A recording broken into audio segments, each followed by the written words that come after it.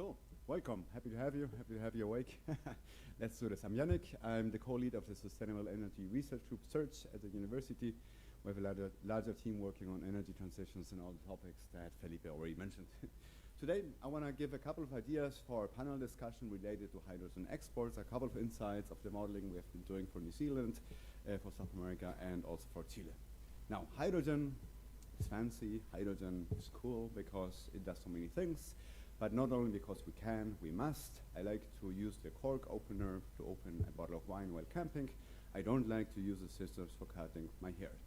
There have been attempts in sorting the applications of hydrogen from unavoidable to uncompetitive, most famously by Michael Liebreich from Bloomberg New Energy Finance. Unavoidable up top because we don't have any other alternative to defossilization like fertilizers. Fertilizers is nitrogen H3. That H3 today comes from fossil gas, and we want to make that hydrogen green, right? On the bottom, we have hydrogen fuel cell cars categorized as uncompetitive because we do have options, and those are called battery electric cars. We sell them by the millions. They're cheaper, they're more efficient, they won the race. In between the unavoidable and uncompetitive applications, we have many others. Some are more obvious than others, but most of them require careful assessment because they will depend on the context of the local demands, on the context of the generation profiles, and the underlying electricity system. Good.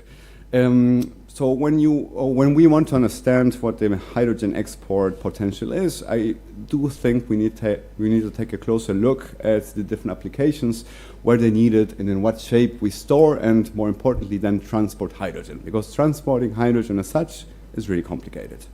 Now, of course, cost is one of the big aspects that we need to have into account. This graph is showing the solar cost from different studies, about 20 studies. And the exercise we did is the following. We systemized 20 cost projections for solar PV, and that were done in the last couple of years and projected until the year 2050. And those are all the lines and different scenarios of each study is the range in gray. And then we waited a couple of years and compared those cost projections to actual market costs. And what we found was happy news.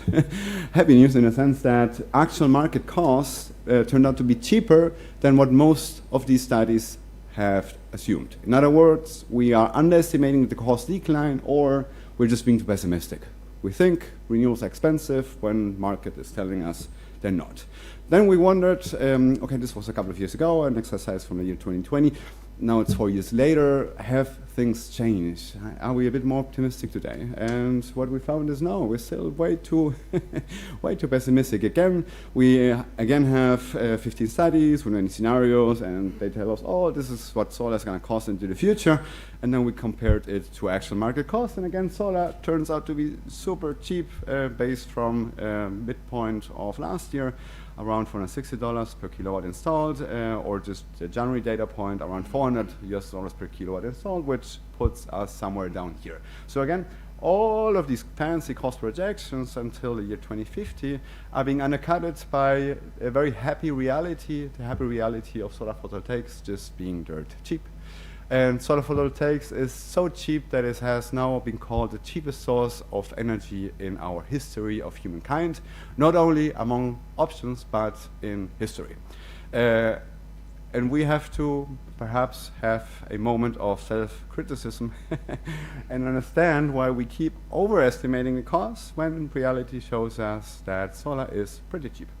And then, of course, the next logical question is, what happens to hydrogen? We have all these fancy cost projections, and I think we have no idea where we're headed. Will we be surprised again with the very optimistic market reality of hydrogen being cheap? I think so. For one side of the equation is electricity production costs, which is mainly going to be driven by solar and a bit by wind too, a bit of balancing from battery energy storage, which also is becoming dirt cheap, right? That's half of the equation of our hydrogen costs, and the other half is investment of electrolyzers, which is being shown here. Again, many studies, they don't seem to agree. They do agree a bit in the trend. They all agree that we are up here and it's going to go cheaper, and, well, it depends a bit on the level of deployment. And if the story repeats itself just by a little bit, then we should have cheap hydrogen in the years to come. Another thing we don't really know is how much hydrogen we will need. How much hydrogen do we need today? Maybe that's the... We already need a lot, right? We need anywhere between 100 and 110 megatons a year, and that is mainly for fertilizers, a bit of steel and other applications, right? And that hydrogen exists today, we know all the technologies, but it comes from fossil sources. So the first big task is to replace the fossil or gray or black or whatever color you want to give it, hydrogen, with renewable sources. And that's already 110. So that gives us like a lower bound on how much hydrogen we need to be producing. And it's from that 110 upwards. How big? Well, it really depends on who you ask, but I see a lot of points anywhere between 300 on the lower estimate of that scenario to like hydrogen fanboys of 700 megatons a year. A big spread, but let's see how it plays out. Now, to make that hydrogen, we need energy, and it's not a little energy, it's not a bit, it's a lot. We have about 33 kilowatt hours of energy per kilogram of hydrogen content, but we have losses. If we use a very optimistic assumption of only 20% of losses, which is close to the thermodynamic limit of the electrolyzers, we get a total energy demand of 12,500 terawatt hours a year. That's a big number, I don't know how big it is, but 1% of that is 125 terawatt hours, and that's really big if you compare that to any demand of a mid-sized country. So 125 terawatt hours. Let's put that into context. 125 terawatt hours. That's the number we're going to take away to the next slide.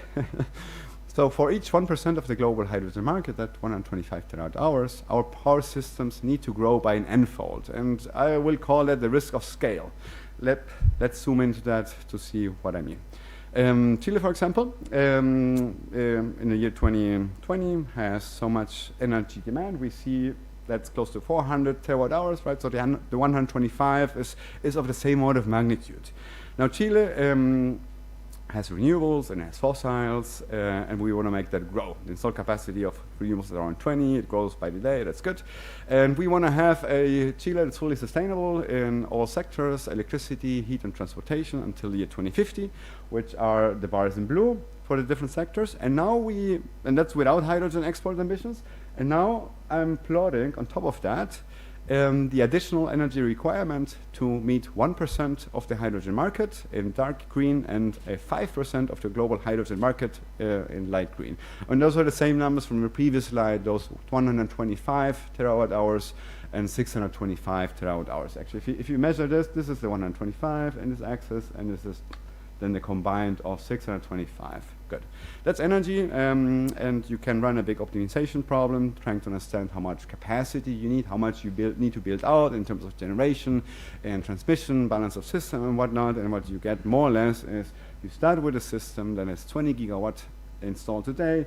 You want to get to 240 gigawatt hour if you want to have a Chile fully sustainable, domestic demand only, but it includes hydrogen derivatives for the domestic demand, such as aviation and fuels, also for sea, for steel, for fertilizers, all domestic demand. And on top of that, you need about 80 gigawatts for each 1% of the global hydrogen market. 80 gigawatts for each of the 1% of the global hydrogen market. And that's big. So if I rephrase the slide, we want to go from 20 to 40 gigawatt installed to meet domestic demand. And then I want to add chunks of 80 gigawatts for each of the 1% of the global hydrogen market. Now, there's uncertainty. We don't know how big the global hydrogen market will be, whatnot, but that's more or less the order of magnitude. That's big. So it's like 4x the current installed capacity for each additional 1%. Now in New Zealand, the picture is even more dramatic. Why? Well, because we're tiny. Our system today is almost fully renewable, but it's much smaller. So we have 8 gigawatts installed of renewables. We want to go somewhere to 70 gigawatts of renewables to be fully sustainable domestically. And then if you want to be a player on the international market, it's again 80 gigawatts for each of the 1%. And for us, that means 10xing our system every time we want to meet 1% of the global market. Now, 1% is a lot. We're a tiny country. New Zealand, Australia, for example, is much bigger, 5 times bigger. They have ambitions of meeting 5% of the international market. So maybe I'm thinking much more closer to the number up here, to 40.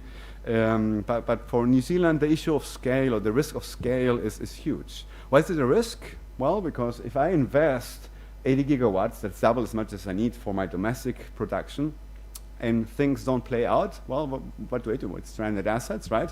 And there are a number of reasons why things can play out. Maybe Australia has cheaper solar, maybe Chile does it right, maybe in South America grows as interconnected system and has solar in Brazil while it's at night in Chile, and then the sun rises here, and we have the hydropower from Chile, from Brazil, and from Colombia being the super storage, right? So it can be risky. And the hydrogen market, the size, we don't know, right? Now, from a continental perspective, South America has these advantages. It has a lower risk of scale. Here, in fact, if you add 20% of the continental electricity demand, that's about 1,000 terawatt hours a year, that equals about 8% of the international hydrogen market. And the 20% of extra demand is not that much. Actually, if then things don't play out, having 20% of slack is actually quite good for, for your energy prices, right? Not so much from an investor point of view, but it's not 10x what you needed in the first place, right? It's just 20%. It's much more marginal. And the other thing that we found in the study, and I think it's pretty interesting, is that we had these different scenarios of hydrogen production, 20% on top of the electricity demand, and what we have on the y-axis here is the resulting average electricity cost, euros per megawatt hour. And what we found is that you have the baseline without hydrogen for export, and as you add hydrogen for export, you actually lower the average electricity cost, You have a higher demand, right? You need that energy to make hydrogen, yes, but that demand is quite friendly. Friendly in the sense that you want to make hydrogen as much as possible, but when prices go too high, you just shut down, right? So you have very flexible demand-side management is at a huge industrial scale, which under the bottom line can make the average electricity price much, much lower. So we help the integration of renewals. Those are the messages I wanted to put forward for the panel discussion. I talked a little bit about the cost projections and how we're not even getting that right, or we're too pessimistic. In dark times, let's find a bit more optimism. I talked about the future hydrogen market. The size is anywhere between 100 megatons a year to 300, 350, where many of the midpoints estimates, somewhere there. I talked about the risk of scale and how serving 1% of the international hydrogen market is a big endeavor for Chile as a single country, is a big endeavor, or an even bigger endeavor for New Zealand as an even tinier country. Going anywhere between 4xing to 10xing the installed capacities just for hydrogen. And then also talked about that from a continental South American point of view, there could be clear advantages if the countries interconnect electrically, right, actually become a continent. This here, just to be crystal clear, this here is a modeling result showing optimal routes and sizes of capacity of transmission lines. These transmission lines, most of them don't exist yet, right? So they're all isolated.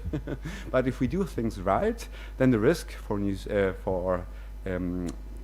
South America from a continental point of view is much lower, and it could actually also help us lowering the average electricity costs. I leave you with those 4 ideas and invite the next panel speaker. Thank you so much. Thank you, Yannick. We now go with Professor Sauma. So Dr. Enzo Sauma is a professor in industrial engineering with a master's degree in engineering sciences from the Universidad Católica de Chile in Santiago, and he holds a master's degree and a PhD degree in industrial engineering and operations research from the University of California at Berkeley. He received the Presidential Scholarship to pursue his doctoral studies abroad. Among his interests, we find the design of efficient market mechanisms and the study of incentive structures that operate these markets, with a special focus on their application on electricity and environmental sectors. So please, Enzo, go ahead. Thank you. We cannot see the presentation yet, so I don't know if I need help with that. Thank you, Felipe, for the invitation. Thank you, everyone here, for staying so long today. And well, while we are waiting for the presentation, Yannick just mentioned all the needs of electricity that we have for hydrogen. Actually, hydrogen demand and hydrogen has been produced for several years.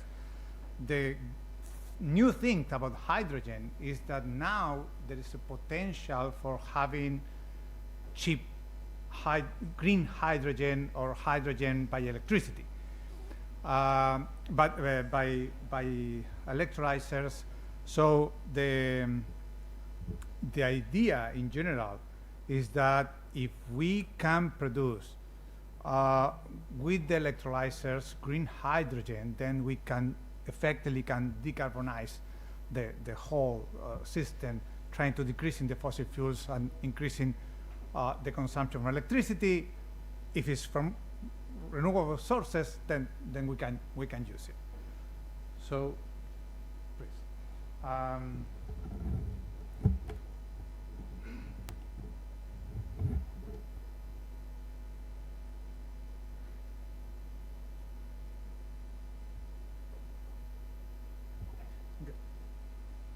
Thanks.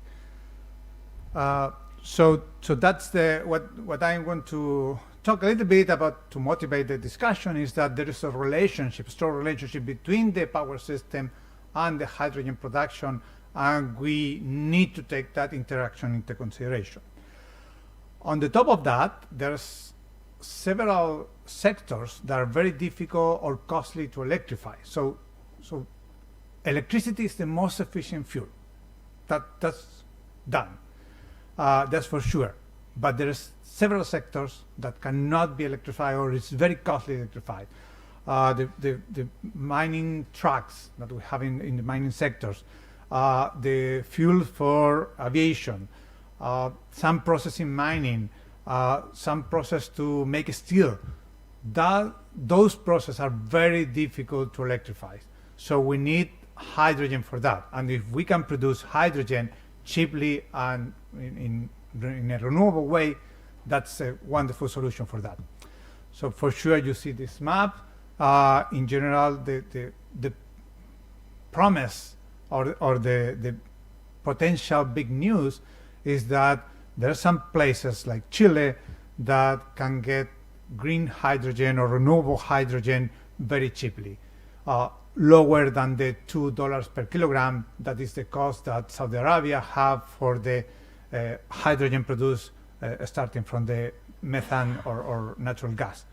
So and the IPCC also see that we are going to need the hydrogen for keeping the temperature and within the difference temperature within the 1.5 Celsius degree.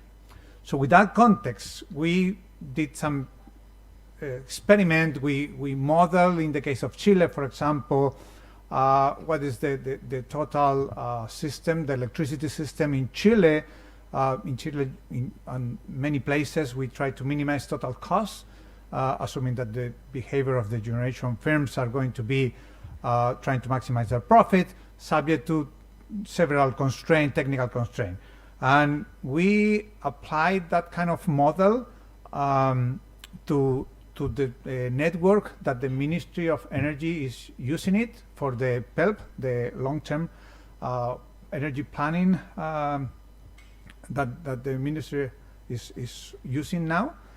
And we ran with some computational code. And in general, what we are going to see, or we see in different scenarios, is that there's going to be, as Yannick was showing, a huge increase in the capacity that we need in the electricity system if we are going to produce hydrogen based on that electricity. So I'm not going to go into details now into the model, but just in this model, we consider and we select that the best location within the electrical system without considering Magallanes, which is an isolated system. So the best locations are in the north, in Atacama Desert.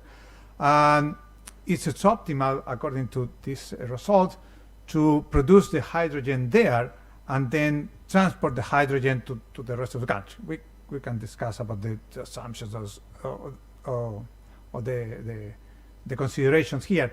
But the main motivation message that I want to give you is that if you look at how it's going to look like the generation of the electricity in 2050, it's going to look like this, with a huge amount of solar, and that amount of solar is because of the hydrogen demand.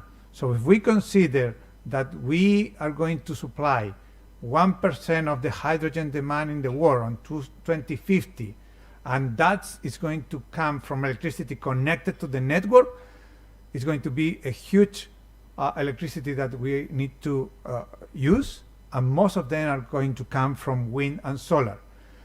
This is assuming that you can produce hydrogen at any hour in the day that you want.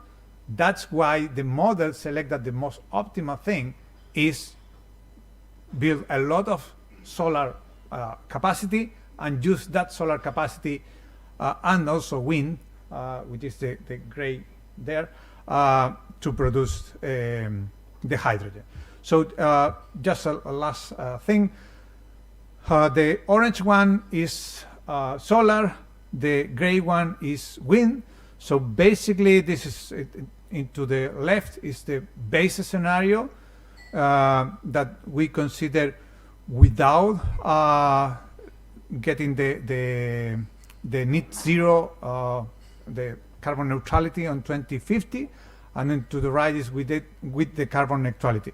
So wind and solar is going to be the main driver for producing electricity for that production of hydrogen, and that is put a strong relationship between the power system and the production of hydrogen if we want to be a bigger player in the production of hydrogen. So that's thank you. And so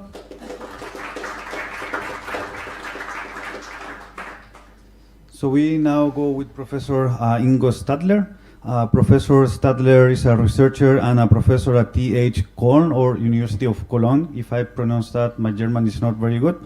Where he's responsible for renewable energy and energy economics, and is involved with the Cologne Renewable Energy Institute, CERDE, which he also he co-founded basically. He completed his doctoral and habilitation at the University of Kassel. His work covers grid integration with renewable energy systems and focuses on non-electricity storage and load management beyond electricity. So Professor Ingo, please go ahead. Thank you very much, Felipe, for the introduction and invitation to the panel. Good evening, ladies and gentlemen.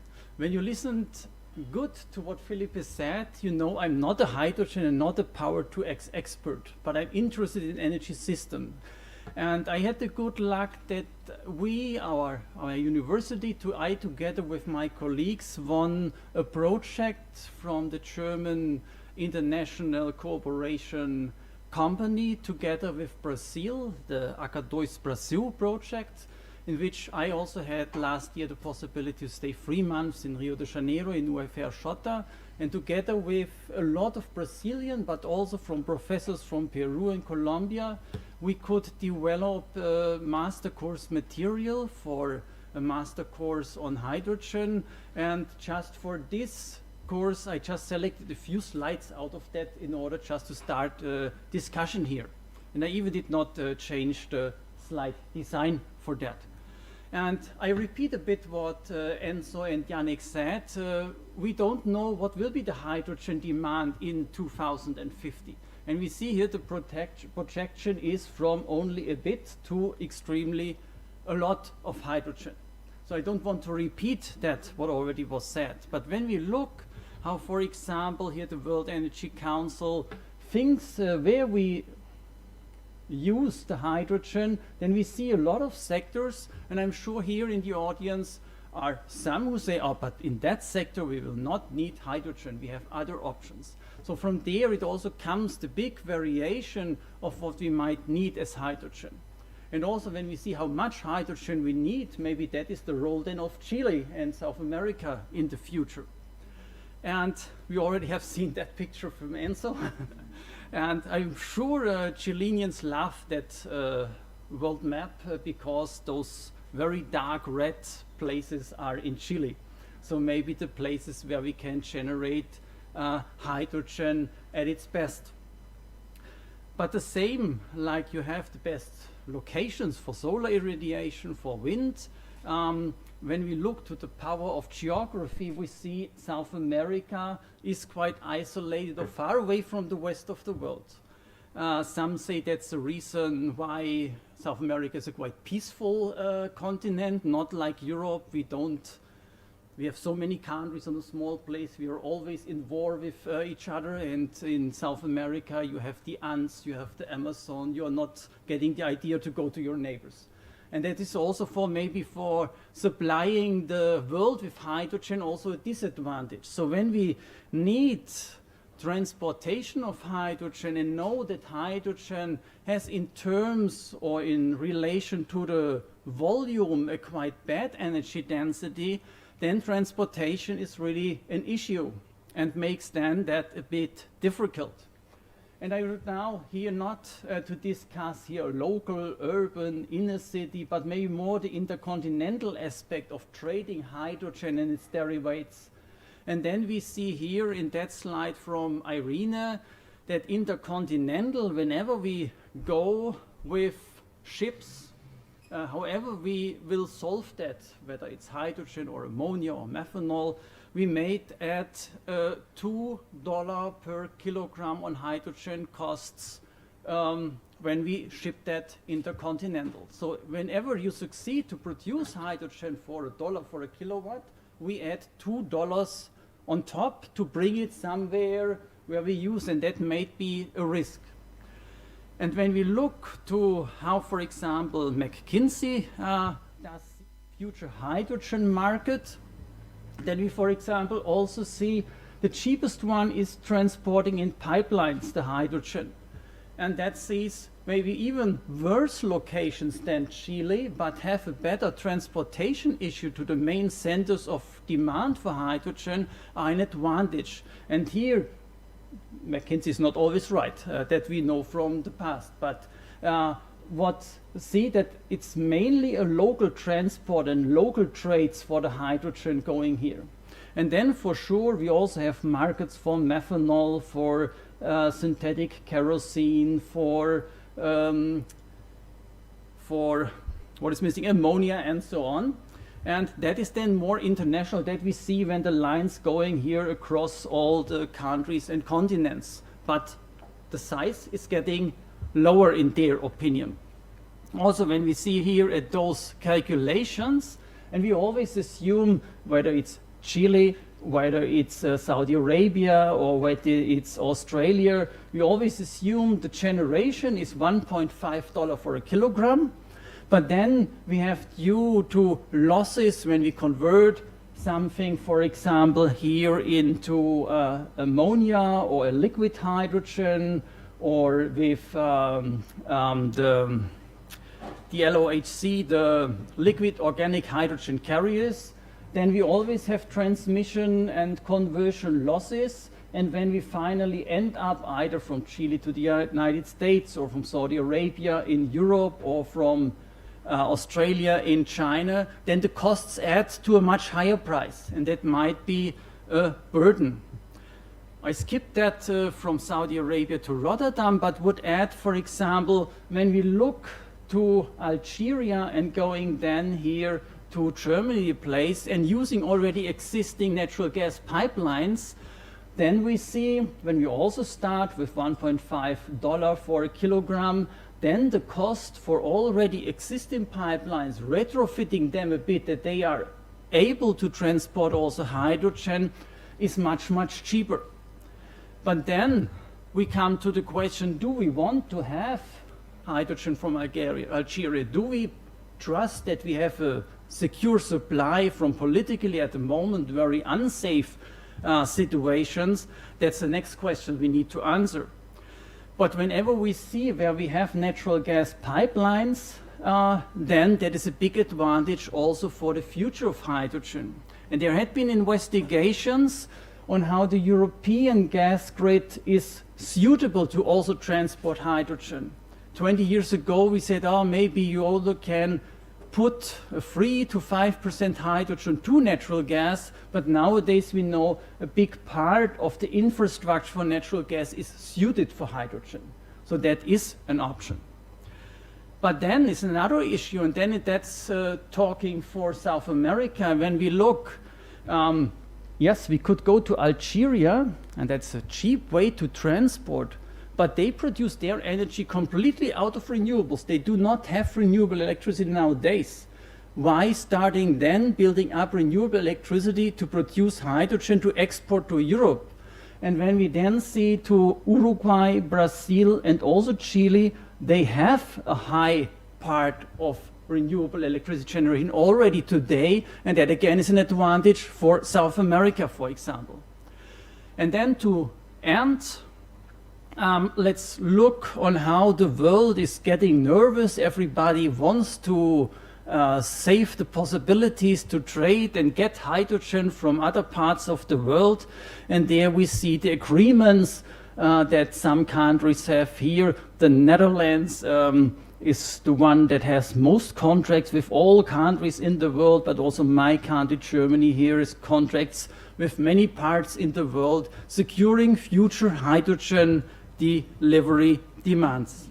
And then we have another issue from another source that shows that here we have even more contracts on how the world will trade hydrogen or hydrogen products in future.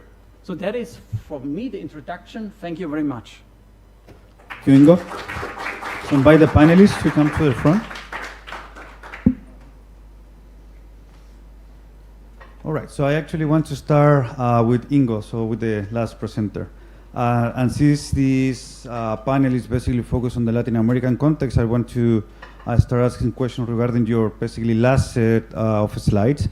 And I want to get your opinion about how do you think that Europe sees Latin America as a competitor of Northern Africa, basically your Algeria case. So if you can give me some generalized ideas of not only maybe Germany, but Europe in general, how do Latin America compares with Northern Africa?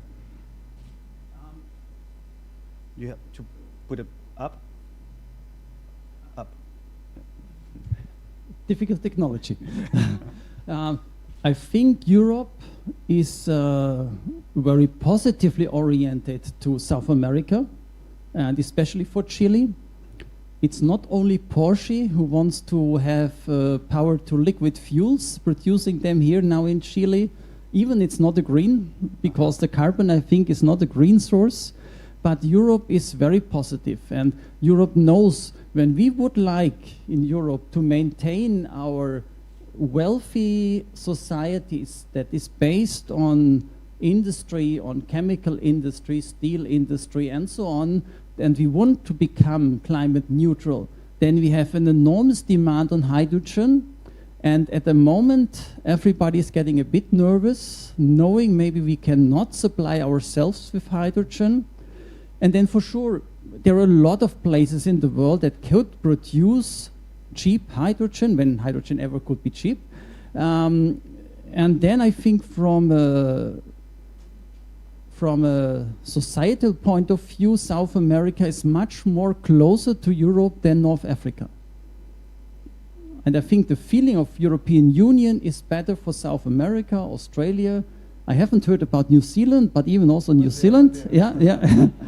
So that is, I think, there is a lot of contacts, a lot of politicians travel here to South America looking for hydrogen. Yeah, actually, I think we have a memorandum of understanding between Chile and the port of Hamburgo, if I said that correctly in English. Right. Thank you, Ingo. I want to go with Yannick now. So you showed an interesting map in the last slide, basically showing how Latin America can be electrically connected, basically to use, potentials in Chile, Argentina, Brazil, and so on. But what about linking or connecting South America by production of fuels or e-fuels or any derivatives coming from hydrogen? Have you looked into that? Yeah, both. I mean, the interconnections are great. It's a way of physically strengthening the collaboration, right? It's one of the slides from Ingo also. saying that we have a vast network of pipelines in the world already, quite large. I think large is 15,000 kilometers or so. So we know how to transport gas, at least natural gas. Hydrogen is maybe a bit complicated. It's a bit like a small, tiny molecule. Some call it explosive styrofoam. So it has its delicacies, but we can transport it, and we do. In pipelines. Transport beyond pipelines is technically, or at least economically, unattractive. So big ships of hydrogen that, in my technical understanding, will not succeed. So their discussion quite quickly migrates towards what shape and what derivative to export the hydrogen, likely in a shape that actually use it, like the synth fuels, like methanol, maybe the ammonia, right? And methanol is just an alcohol, easy to transport, don't drink it. Ammonia is a bit more tricky, it's toxic, but we can manage. But interconnections, and then that's already your field of specialty, Felipe, also have the challenges. One of the obvious political challenges, right? Like how we're not even able, successful to build local, domestic Chilean transmission lines from the desert to Santiago, right? They are, but they are bottlenecked every day, even in winter. And we all hear that Chile has been blessed with the natural subsidy of the sun, and we have seen the golden maps from Ingo, right? Like the gold of Chile is the Atacama Desert. How good is our gold if we don't extract the electricity, right? So that seems like an obvious thing to do, but you have political challenges and delays, and you can quickly go in towards game theory, right? If Chile was to have an infinite interconnection with Argentina, all of a sudden Argentina could become the new hydrogen powerhouse because they can freely import dirt cheap Atacama electricity, and the same from Brazil, and you have all the hydropower, and all of a sudden Chile doesn't have a clear advantage anymore. So there's a upper limit on the connections. We're very far from those upper limits, so please build, but at some point there could be a nice game theoretical point of view on playing away your advantage. But interconnections, transmission lines and pipelines is to a large degree a non-regret decision. So let's do a paper on that. Yes.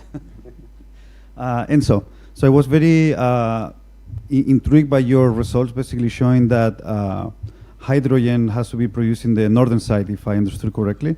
But when we see what actually Chile has done in the maybe last or 2 years, we're actually producing green hydrogen in Magallanes.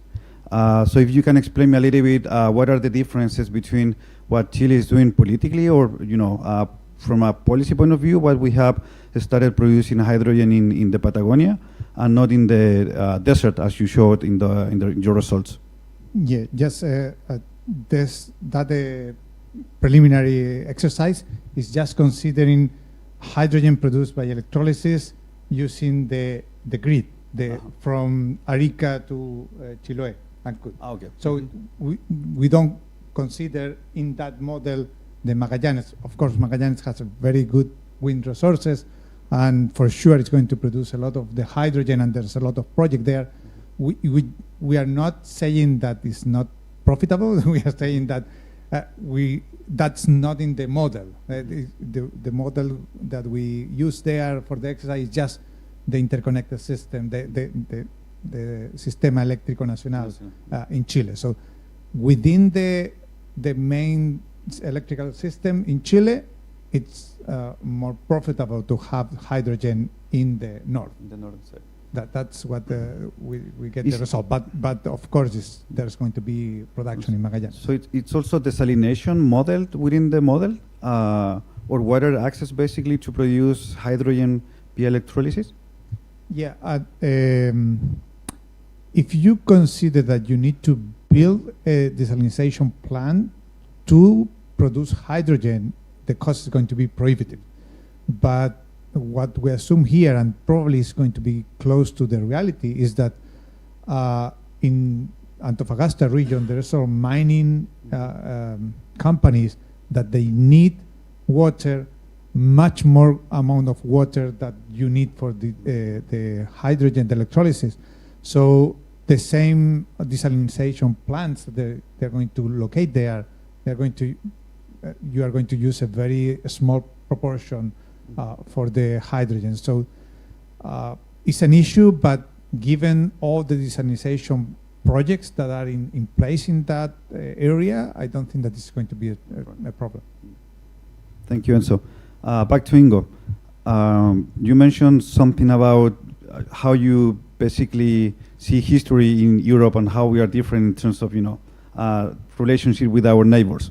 So from that point of view, how do you see the diversification of supply of hydrogen, so you don't run into similar issues that you run during winter time with gas, basically supplied from Russia and other similar countries?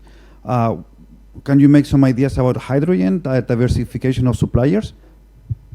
I think that's a big lesson that Europe has learned now from the Russian and Ukrainian war. It was not a good idea to rely purely or almost purely on Russian gas. Even there we see some economists say maybe that was a big part of the success story of the European industry, because having the Russian gas that could be transported via pipelines is much, much cheaper than now we import natural gas that was liquefied. By liquefying, we lose a lot of the energy content, is transported in ships now to Europe, and now the natural gas is much more expensive. So it's important that we are diversifying our sources, but also we lose the cheapest way that we have done. Maybe it's a bit the same. I learned that when I was in Brazil. Europe suffered from natural gas, but the fertilizers is also quite Russian, Ukrainian, and Belarus related. And the same what happened to the European natural gas prices happened in South America to the fertilizer prices. So it's a bit the same story. And therefore, sure, yes, I think we want to diversify, not only South America, not only Africa, not only New Zealand and Australia. And but that brought me to the idea when Yannick just said there is no connection nowadays between Argentina, Chile, almost no connection between Argentina, Chile, Brazil, and all the other countries in South America. And I think that's a big chance. Yes, we could say, or the Chileans could say, yes, we have the best solar side, the best wind side, we do everything on our own, but maybe it's a good idea also to produce here the cheap electricity, and maybe a place located closer to the United States and Europe is then producing and exporting the hydrogen or the ammonia, or maybe it's making a business case. I don't know that, it's only assumption. Bingo. Back to Yannick. I know, Yannick, you are more of a Power-to-X researcher. You have to say yes now. Okay. So actually, a common theme among the three presentations it was basically on the idea of using hydrogen as a energy carrier for end users, but I didn't see the role of hydrogen as a flexible technology to maybe helping address variability in renewable energy, or maybe the idea of using hydrogen as a fuel to produce electricity, basically gas to power. So do you see hydrogen basically playing in the flexibility side of the power systems, or basically being used as an energy carrier in final demand sectors? Yeah, good question. I think that brings us back to the clean hydrogen ladder. And the clean hydrogen ladder has 25 applications, give or take. Up top, one of the obvious cases is seasonal storage. Some countries in the world are blessed with seasonal storage from hydropower, and that's fine. Some are kind of blessed with natural gas, and that's fine. And some are not. For those who don't have seasonal storage, hydrogen can be an option, but it's also in direct competition with alternatives. You can make seasonal demand-side management if you want, including the same production of hydrogen, which can, with demand-side management, be regulated down. And that's part of the models, the demand-side management, but implicit in the results. So one of the slides that I showed is that you have a cost decrease, the average electricity cost decrease in South America if you have hydrogen, just because you add a huge energy demand, and that demand is flexible and uses the cheapest hours to generate, right? So it's part of that. Will you use hydrogen to charge some storage of hydrogen during daytime and give that back during night, like the classic day-night arbitrage? The answer from the scientific point is no, because batteries have clearly won the race in terms of cost and efficiency, so there's little reason to do that.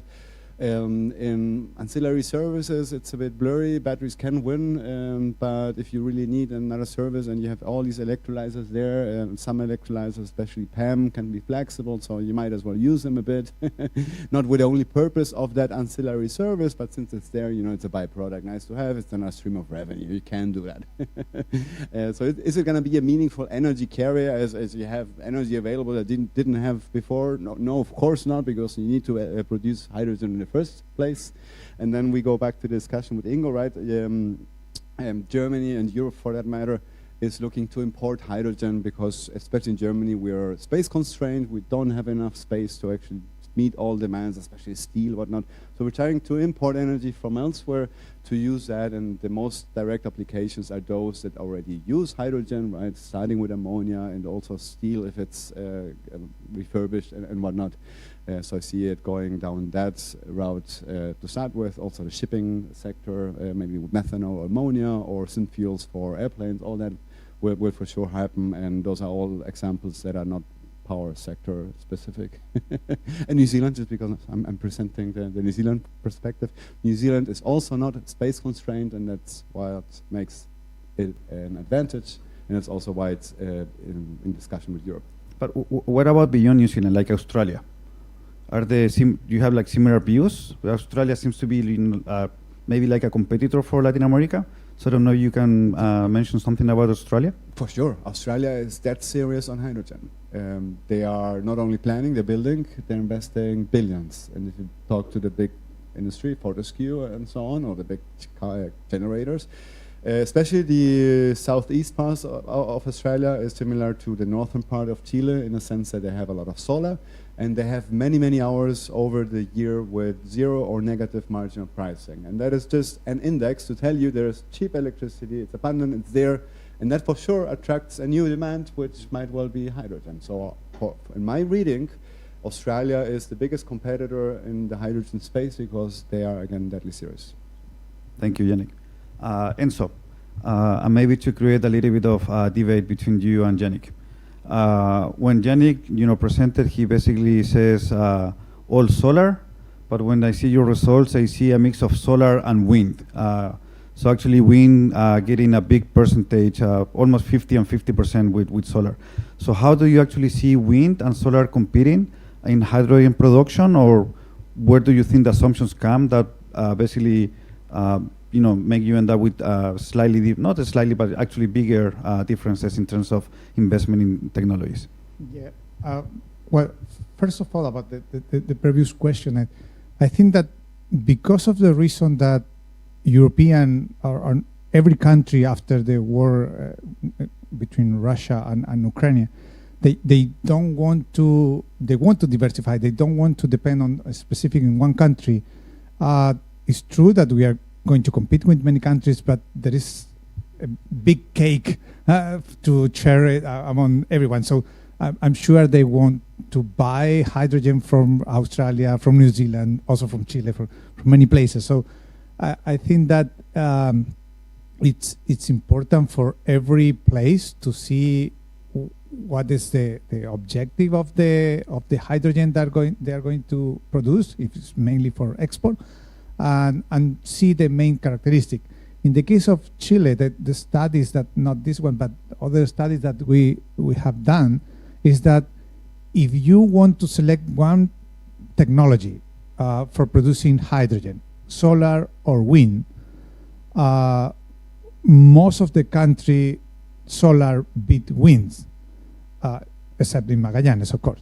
But what we see is that if you consider a hybrid plant, wind and solar, close or in the same place, even in the Atacama Desert, with a small portion of wind, you improve efficiency a lot, because you could have a wonderful solar radiation, but for sure it's not going to be at night. So that's the beauty of wind, that could be variable, but you always have the possibility to have at the time that there's no solar. So the combination of both are much more than the sum. So that's why when we considered the potential and the possibility of these hybrid plants, we see that in the 2050, we have more solar than wind, but many places we have both. Yannick, you share the ideas just to create some debate, or you want to reply that batteries are cheaper? Yeah, I'm all in solar, baby. Yeah, for sure. The mix is always the economic answer. And there is a clear complement between solar and wind to some degree. But the race in the long term will be how cheap can we make our batteries, and solar with batteries are pretty good. I'm not against wind or anything. I think in the end it comes down to the underlying cost assumptions, and studies done 3 or 4 years ago were much more inclined towards wind, less solar, less batteries, and as you go cheaper on the cost projection on solar, the mix increasingly becomes solar dominated to levels where it's 90% solar in Chile. But that has a big assumption, and you also touched that on your modeling, which is you need to be able to transmit that electricity from the desert to your load center, either because you have an electrical load in Santiago or you want to ship hydrogen from somewhere, all good, but you need to be able to transmit the energy in one shape or other. If you can't, then the best solar resource in the desert doesn't help you much, does it? Thank you. So I want to make one last open question for the three of you. And I'm going to exemplify this with the case of Chile. So we are producing green hydrogen in Patagonia right now, in Magallanes, even though the market for green hydrogen in Chile is almost non-existent.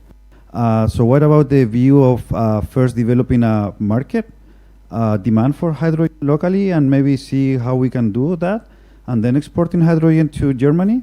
Or maybe it's better for us to export where the demand is in Europe, and then think about how we can actually consume the hydrogen, not only in Chile, but also any country in Latin America. And Ingo, from your perspective, how do you see this as a risk for Europe? Basically, Australia or Latin America basically deciding to create local markets instead of supplying hydrogen to Europe. I think that should always be the first step. And whenever a country proves that they have a local market, then I think then is a big trust in such a country that they are also able and capable to supply reliably hydrogen or whatever we do out of hydrogen to the rest of the world.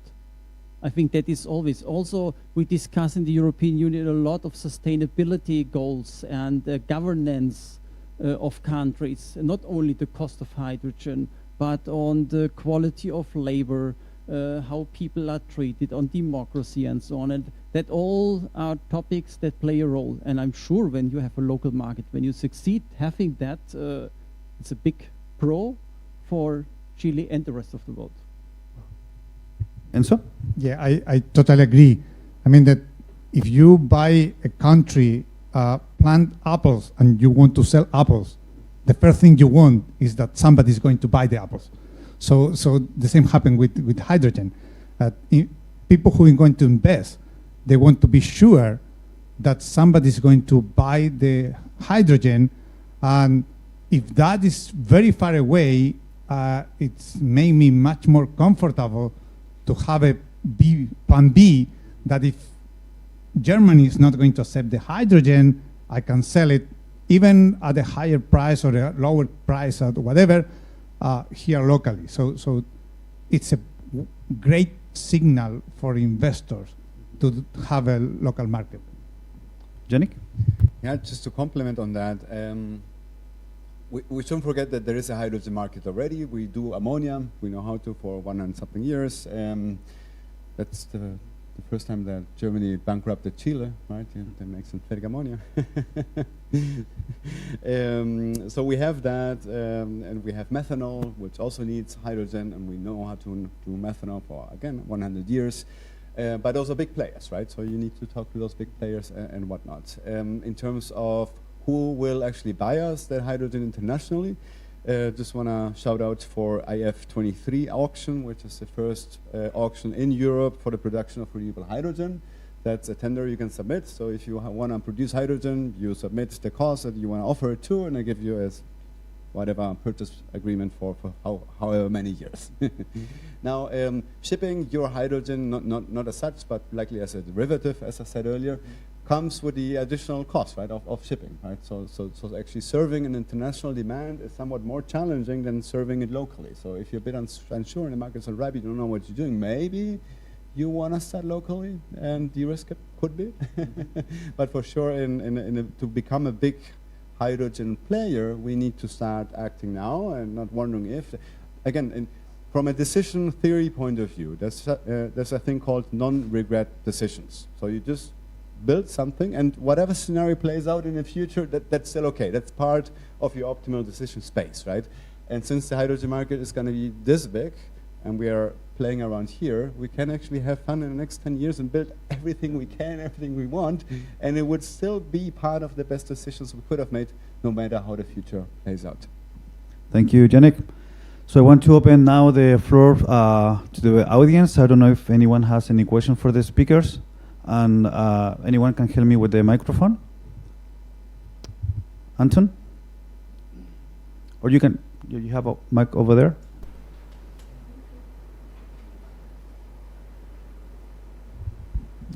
Over here. You can also introduce yourself, please.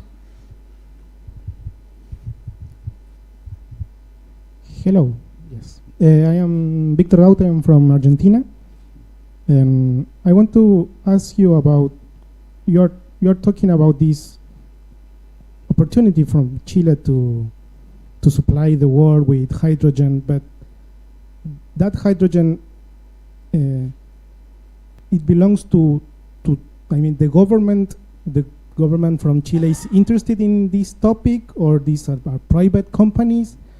Because I think it's going to be a different kind of negotiation if the government owns the extraction or the production of the government of the hydrogen, or if it is I don't know, an European company that is making all this hydrogen. I don't know that, because these tons of hydrogen, who is making it, or they are buying into who? I think that is an interesting topic. And so, yeah, well, the government is interested in hydrogen. That actually there is a national strategy on hydrogen pushed by the government. So we have as a country, as a government, we have the goal to pursue certain production or level of capacity on hydrogen. So the government is pushing that. Saying that is pushing as a wishful thinking, as a wishful list, but it's not giving a big amount of subsidy, at least yet. So the government is interested, the government is pushing, have a strategy, have a committee that have a roadmap to get there, but it's not for sure done that we are going to get those prices that the government want to get on 2040 and 2050. So there is a plan, there is a roadmap, but we are not there. Of course, the roadmap rely on investment from private companies, and private companies are going to invest if it's profitable, if they see the possibility to get the resources. But that doesn't mean that all the benefits are for private companies and there's no benefit for the Chilean country. So. we have a question over there. Isaac, and then the... Yeah, I'm Isaac Diner from Colombia. The thing is, Yannick talks too fast. And no, but it's for all of the three of you. I don't know if you told us about how big is the market when you talk about smelters or cement and even trucks or something like that. And because when I said you talk too fast, is because you went through the list very fast and that I couldn't see those. And who are the competitors then for those particular energy demands sectors. The question is for all of you, but for Yannick especially, that pointed it out. Yeah, on the talking too fast, I just tell my students to set it on 60% of speed, but and then I tell them to read Ingo's book on energy storage. So maybe we circle back to that. Yeah, I mean, every application has a competitor, and each application needs assessment against its technological options and embedded in the context of the energy system. So it really depends. On the absolute number, it goes anywhere between 100 megatons a year to 700 megatons a year, and I think Ingo brought some even more extreme scenarios of 1,100 megatons a year. But again, if we are successful in supplying the first 110 megatons that we consume today, this is not future, this is today.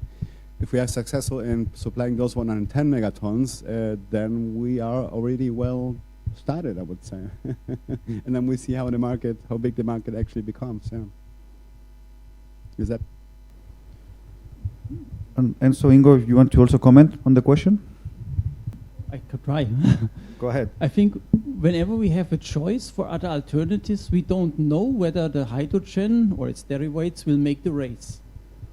We also don't know whether the world is really willing to become climate neutral. But when we assume the world wants to become climate neutral, then we have those sectors that Yannick mentioned, like the chemical industry that uses a lot of natural gas and crude oil to get the H out of those long chains of carbons. Or we have the fertilizers that are built out of the CH4 and the long crude oil chains. And then there we need not the energy, there we need the molecule, the atom, the H. And then we cannot supply it by other means. And so there we definitely have these first markets. I think this is your 100 megatons that you're talking about. And then we do not have another chance. And then I think we will see when we make that, where in other sectors the hydrogen could come. Thank you, Ingo. There is also a question here. Yes, so from... If you can introduce yourself, please. Yeah, I'm sorry. I'm Macarena Larraín. I'm from the Universidad Técnica Federico Santa Maria from Chile. So my question is about, from the point of view of our local economy, like, are there chances that this big demand from Europe and given like the current or maybe future policies on green hydrogen, they will affect like local energy prices for domestic production or for household consumption? Well, potentially yes, but that's why, for example, in the directions or the actos delegados that Europe is declaring last year, and they're going to be more this year, they require certain pillars. They require, for example, if you are going to produce green, they call renewable hydrogen, there is need to be additionality, which means that if you are going to produce renewable energy for producing hydrogen, need to be a new plant. Cannot use the renewable that already exists in Chile to produce hydrogen, call it renewable, and then satisfy local demand with coal.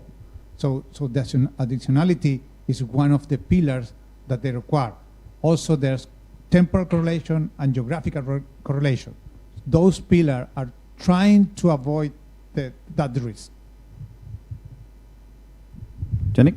Yeah, two excellent points in that hydrogen is not necessarily clean, not even if it comes from electricity. So depending on the regulation, the strict requirements on how you have to produce the hydrogen, such it becomes actually clean, right? And perhaps most notably this week, the IRA in the US released their guidelines on what you need to do to actually have green hydrogen. And touching a bit back on the previous point on what to do in terms of Chile, local demand and international demand, I think Chile needs to decide whether to become serious on it or not. And we might have all the dreams, we might or not have access to the solar electricity in the Atacama. But if you take a look on what other powerhouses of hydrogen are doing, the US and Australia, they are putting billions of governmental subsidies and kickstarting the industry. So we might have good solar resources, but the US and Australia also have them. And what they are doing, what we're not doing, is putting big, big subsidies on the table to kickstart. And I think that is a level of conviction that I have not seen in South America. Totally agree. Any more questions? I think over there. Here.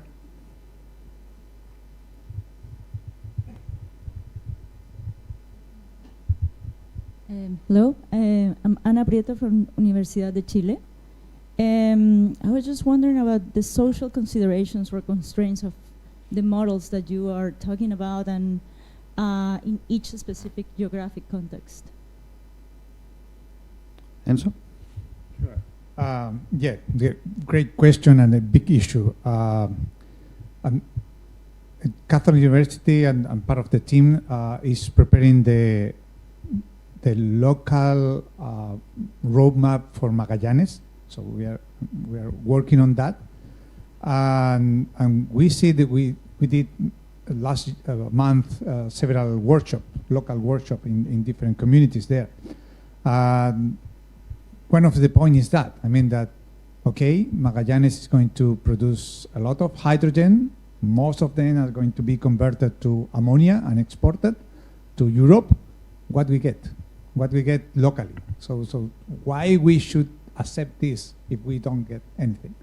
So I think that it's very important to work with the community. Exporting the ammonia or the hydrogen doesn't mean that there's no benefit for the local community, but those benefits need to be clear and transparent. So community really know about those benefits.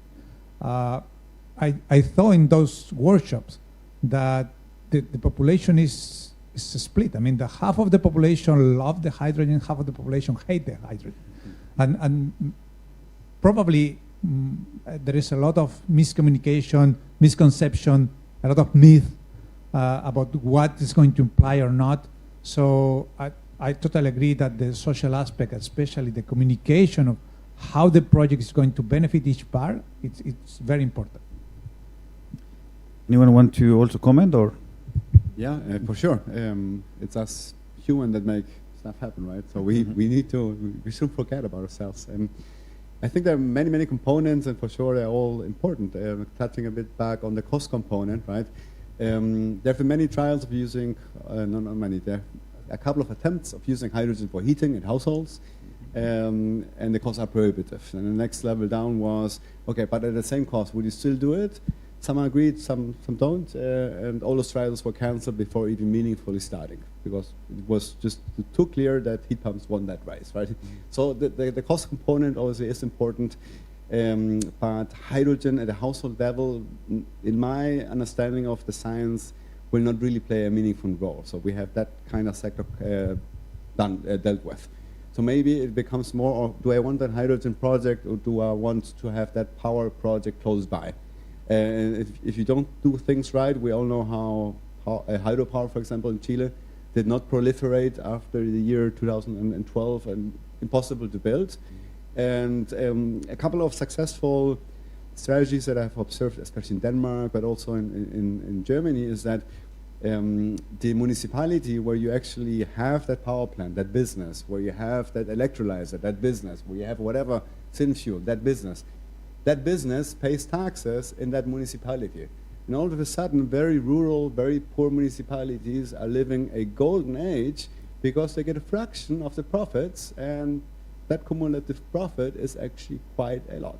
And it's one way of dealing with it. And then, of course, there are also beliefs that we need to maybe inform, and especially us being in academics, right? Informing and the public relationship is something we can probably all improve. And in New Zealand, because that's something I have to say today, New Zealand, for example, has a quite strong indigenous population in Maori, that's almost 10%. And each of the tribes have different beliefs. Some of them, for example, think it's not okay to split water because water is sacred. Others are fine with that, and yet others are undecided. So for example, if we use the wastewater to make hydrogen, that's fine because it's wastewater anyways. So you do need to understand a bit that social component too and how to work that in to your projects early on. Thank you. In the back.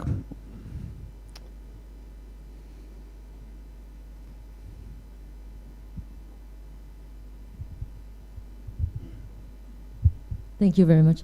I'm not a hydrogen person either, but thanks to you guys and also the very good presentations today, I started to connect a few dots, and maybe I had an epiphany, or maybe not.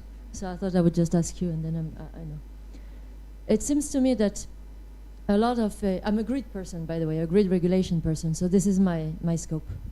It seems to me that a lot of the hydrogen future market and international market especially will highly depend on electricity grid development and gas grid also, investment and so on. Yet this electricity grid and gas grid are made to cover a lot of different demand, domestic, industrial, but here we're only talking about industrial demand, right, for hydrogen, at least the biggest share, right? So who pays for that? And should the grid cost be, you know, shared among all the population domestically, or only, you know, paid by the ones who are going to get the benefits out of hydrogen? And actually my main question is whether you have any consideration of whether we're moving towards new types of organization in those natural monopolies that are the grids and their ownerships. You are the transmission researcher here. Okay. But the good news is that we don't have that problem until 2030. Right. Because that the reason why I say that is the grid is not mostly renewable today. So in order to produce green hydrogen or renewable hydrogen, all the projects are off grid. So there's no problem with the grid because it's isolated. If you want to produce hydrogen, you have an off grid renewable plant.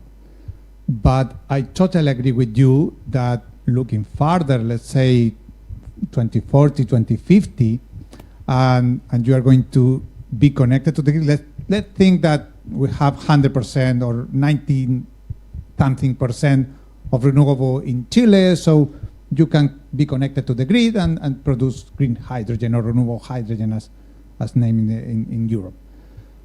So then that's valid your question. I mean that who is going to pay for the grid? And the answer is not yet. And the answer needs to be discussed in the regulation. From my point of view, you probably need to compute for example, how is the optimal way to expand the grid without hydrogen demand and with hydrogen demand, and there is a difference, and that difference needs to be charged for the responsible of the hydrogen production, the hydrogen demand, and the rest need to be paid by the local demand. But I'm sure that it's not that easy to make those calculations. So those are the kind of questions that the regulation need to answer in the future. But yeah, I totally agree that it's a big issue. You want to comment? I never had so many thoughts about that topic, but I think the European system of unbundling that we have for our grids, isn't it suited also for that future of hydrogen and electricity grids that we need more and in a different way? We have the grid operator that needs to open the system for the suppliers of electricity and natural gas and so on. And finally, the final consumer is paying the grid fees that is regulated by the regulator organization. And I could imagine when that is in the beginning, the big chemical industries, they need to pay most of them. So I don't see it really a big issue, our current regulation. But I could bring another aspect in, and that is that nowadays we try maybe there to build electrolyzers where the electrical grid is not suitable anymore. For example, in a small state in my country, Rheinland-Pfalz, nobody knows that, but they have a high wind generation capacity, and they want to even to build more, but they cannot export the electricity to the other states. And they now start to build the first electrolyzers, because before we not use our wind turbines anymore, we invest in electrolyzers and go into the hydrogen capacity. So maybe also the grid the limitations is a driver for going into hydrogen.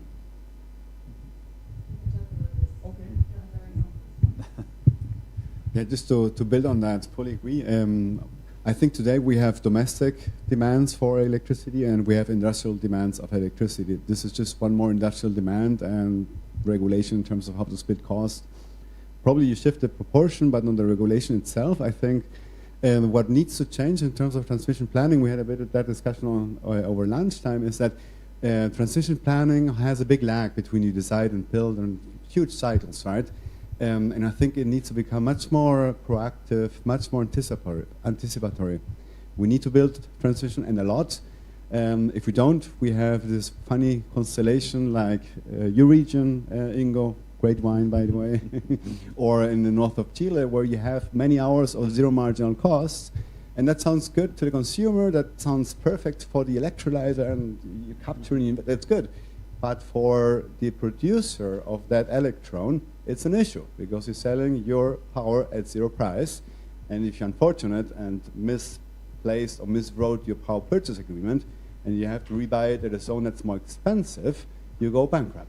And that is the stress that many solar companies in Chile have been facing in the last year, and exactly the same situation that has been happening in Vietnam, a bit in Australia, but that they are deploying storage much more quickly.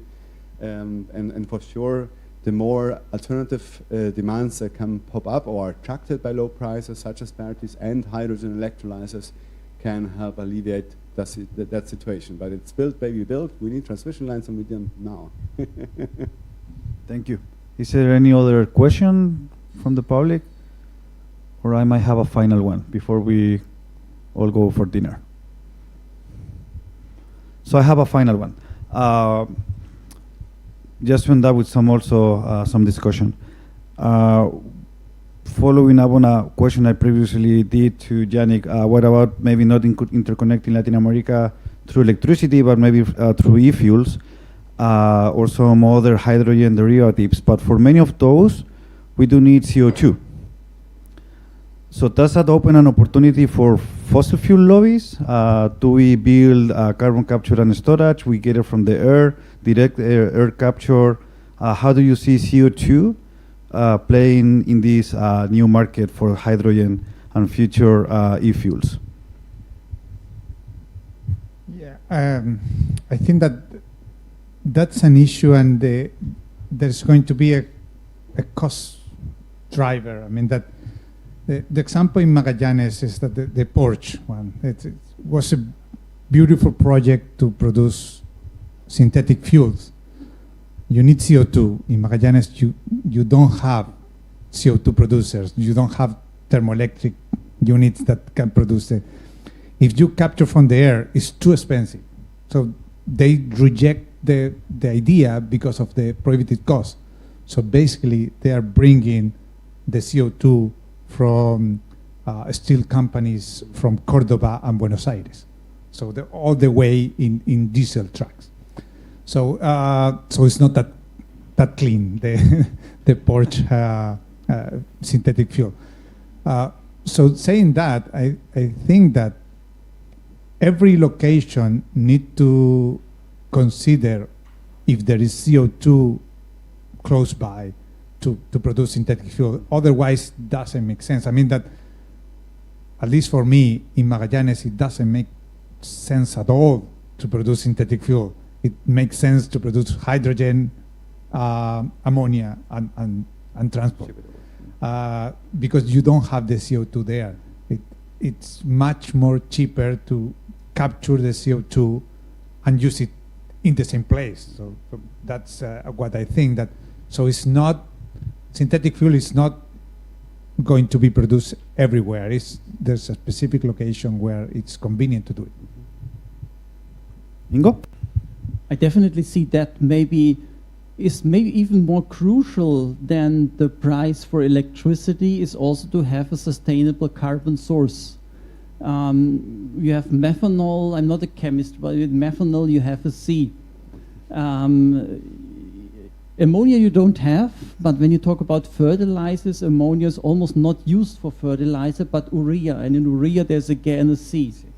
And we have so many things where you find C's in it, and therefore we need a sustainable carbon source. They cannot be the fossil industry, because then it's not a green fuel. And then we come, as you said, to direct air capture. That is quite expensive and energy consuming too. And maybe then it is going to biomass waste, or even when I was in Brazil, I discussed a lot with the people, and they see with their enormous agricultural sector that they maybe in future will not have the plants for energy production, but as a source for C and E fuels maybe. Yannick? Yeah, I mean, if we're strict, CO2 is only good in beer. All other applications can be abused as a license to pollute. And that is not me saying it, that's the CEO of ExxonMobil saying it a couple of months ago in their earnings call. Oh, we can now pollute more for longer. Thank you. So the obvious is, if you have a point source from the cement industry, or today the steel industry, or even fossil power plants, point sources are easy to filter and are quite cheap, and we can use that for other stuff. From the processes, especially cement, right? They're going to be there for a long time. For power plants with fossils, they are there now, but we want to move away from them. So it's not fully obvious if they're going to stay around. Maybe in some future there's a bit of a fossil natural gas, and we can still capture that. Maybe it makes sense, maybe it doesn't. I don't know. But for sure, we need CO2 somewhere. And you have biomass, just to summarize, biomass mentioned, and you have processes, and those are point sources are available today. I'm of the opinion, that's an opinion because we don't have all the scientific evidence yet, but I'm of the opinion that we will overshoot our carbon budgets, so we need to compensate. We need to become not carbon neutral, we need to become significantly carbon negative. How do you become carbon negative? You capture CO2 with filters, direct air carbon capture and storage, point sources obviously, and forests. I was a big fan of afforestation, like planting forests even in regions where you didn't have them before. Even crazy ideas that I thought were crazy, planting a forest in the middle of the desert and you get the water from desalinated water. Even that turns out to be cheaper than carbon taxes, but you are not free from the risk of having wildfires. And Chile had big issues this year. Australia had big issues. Canada had the biggest issue on the globe this year. So how safe are our forests? And then if we just walk down the aisle of our technological options, we're left with direct air carbon capture and storage. If you recall what big thinkers say, Mark Jacobson from Stanford, he is active on Twitter and every day tweets, "It's an abuse for licensing to pollute." And I hate direct air carbon capture and storage. If you talk to another big thinker, Christian Breyer from Finland, then he would tell you we don't have any other way than direct air carbon capture and storage. And as always, reality will play out in between of those extremes. Thank you, the three of you, for your answers, for your views. Thank you, the public, for your questions and being here this late. So with this, we end up the session, this panel. Not yet, we'll see. I have to say that we will see you tomorrow at 9 in the morning. We'll start early, but in the afternoon, we have sightseeing of the beautiful city of Valparaiso. So I expect to see you, all of you, taking the bus at 2 p.m. outside this building, and then we will end up with a dinner at the Nogaro restaurant tomorrow. So thank you again to the panelists, and hope to see you all tomorrow. Thanks.